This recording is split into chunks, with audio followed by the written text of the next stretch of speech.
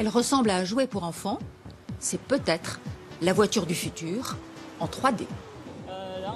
Le design futuriste, la couleur dorée, moi je trouve ça cool. Une carrosserie entièrement réalisée en 3D. Pour preuve, ces striures laissées par la tête de l'imprimante, elle dépose un mélange de plastique et de résine qui sèche vite. Moteur, volant, rétro, eux, ne sont pas en 3D. Cette voiture est un prototype et il n'y aura pas de production en série.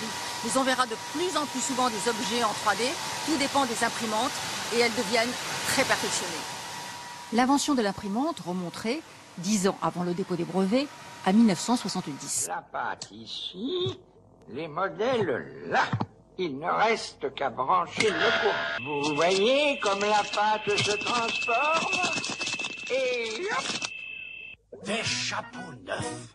Félicitations, professeur. Aujourd'hui, dans cet atelier de Shenzhen, ces ouvriers montent une nouvelle imprimante géante. Elle sera l'aboutissement de plus de 5 ans de recherche. Pour l'équipe, dirigée par M. Chen, le façonnage est essentiel.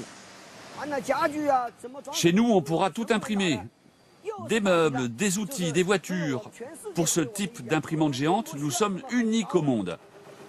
On n'a pas besoin de pièces spéciales pour la fabriquer. C'est leur assemblage qui est particulier. Il doit être extrêmement précis. Cette voiture a été imprimée en 5 jours. Elle coûte 1 600 € et ne dépasse pas les 40 km/h. Regardez, c'est incroyable. C'est une matière très résistante.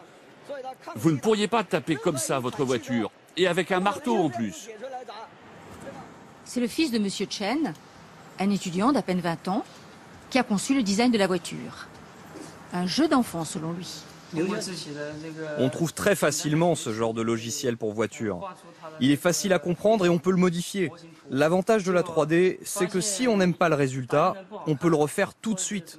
La matière première ne coûte presque rien. C'est le rêve. Et qui ne rêve pas de Tour Eiffel? Rien de plus simple.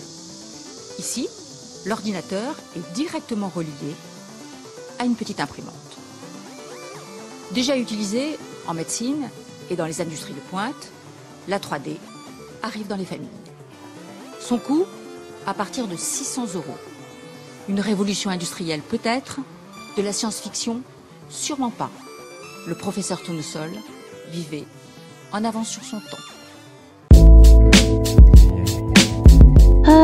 Abonnez-vous à notre chaîne.